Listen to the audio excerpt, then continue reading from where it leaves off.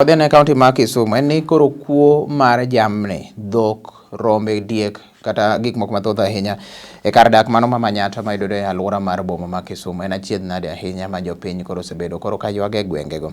Jopinygo mane loso to kod Lolwe TV e kar dak ma Manyatta B, jopinygo kotelne kanyo kod Orpah Ngala wacho ni dhok maromo 7 kod rombe 11 gin mago osebedo koro kolal kuom ndalo achiel mokadho, wach ma koro giywak ahinya ni ok en gino mamiyo gi koro kwe kata matin.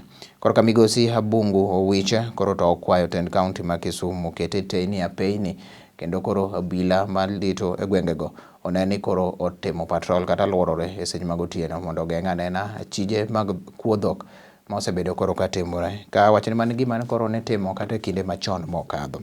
Jopiny go bende koro oketo sei ahinya wi obila mano ma Kondele ma bende koro mako alwora ma kanyo ne mago bende ok osebedo koro katimo tije kaka dwarore, kendo kaponi go lipot to ogiyud kony mapiyo kaka dwarore, wach ma gidwa ni mondo okonygi ahinya kama kaka ne giloso. Nikech osemama dhok dala ka, dhowa dhi mima okinyi godhiambo.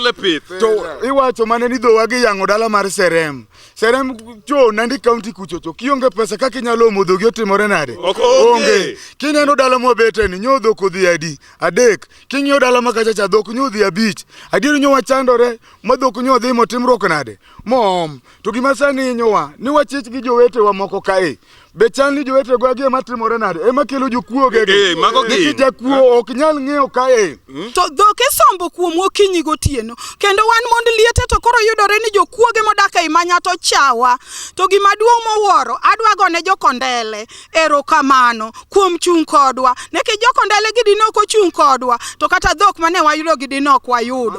To gima wadwa ng'iyo sani kata an mama ba janyuol wathagore kata sama ng'ato kawo dherino ithagori mondo mi ket kata rochi moro ichandori kendo itweyi to ka nyithindo ok dwa tiyo matek. An abiro lamo Nyasaye kaka nyalamo Nyasaye manyo golo na dhogago ka gidhi kama chielo to tile mondo makgi. Abiro chunge lamo kendo abiro lamo Nyasaye. Gima osebedo ka chendo kabisa kakora weyo Manyatta B kichadwa wuoyo specifically e Kondele Ward. Gima osebedo ka inyowa Kondele Ward kabisa en ni issues touching on street lights, issues touching on floodlights. Teyni manobedo stalled nyaka sama wuoyo kodi ni thoth of them are not functioning. Kidhi Umoja yudo ka taya ok liel. Kidhi Mama Auma Plaza mano en kona Mbuta taya ok liel. Street lights mano ket gi thoth gi fail, services ok timnegi.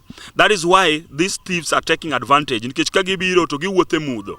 Koro seche ma giwuothe mudho gieki gidonjo to gitimo godo gik maricho ma ginyalo timo. Omiyo an awacho ni mokwongo security starts with us as a people. Mokwongo akwayo jopiny ni wadoguru era mane wan godo chon mane ji oherore kaka jopith.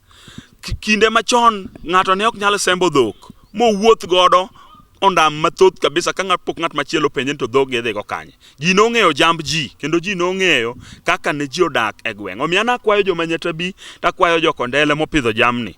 Waherre uru to gi ng'ata ma boko pidho jamni. Kiromo gi ng'ato kosodh yang' e gari gotieno, kosodh yang' e tuk-tuk, kosembo dhiang' gotieno, chung ng'ano ipenje to dhiang' misembi dhigo ni ma ten dheri titere kanye.